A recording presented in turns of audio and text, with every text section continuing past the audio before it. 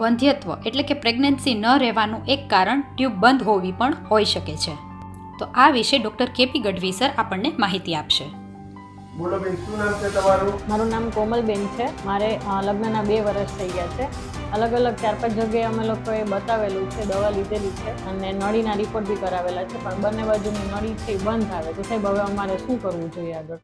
તમારા રિપોર્ટ જોયા, એ રિપોર્ટમાં બંને બાજુની ટ્યુબ બ્લોક છે. ઓલરેડી 2 વર્ષને લગ્નને થઈ ગયા છે, ઉંમર પણ તમારી 27-28 જેવી થઈ છે. તો આપણે એક વખત તમારી દૂરબીનની તપાસ કરી અને ટ્યુબને ઓપન કરવાની થાય, અને જો ટ્યુબ ઓપન થઈ જાય તો આપણે દવા ઇન્જેક્શન ચાલુ કરીને નોર્મલ પ્રેગ્નન્સી રાખી શકીએ નોર્મલ રીતે. જો ટ્યુબ ખુલે નહીં અથવા બીજી કંઈ તકલીફ થાય તો આપણે આગળની સારવાર માટે IVF કરવું કે નહીં એ પછી નક્કી કરવાનું થાય. તમને એક રિપોર્ટ લખી આપું છું, એટલે રિપોર્ટ કરાવી લો, પછી આપણે માસિકના 10મા 12મા દિવસે લેપ્રોસ્કોપી હિસ્ટોસ્કોપી કરવાની રહેશે.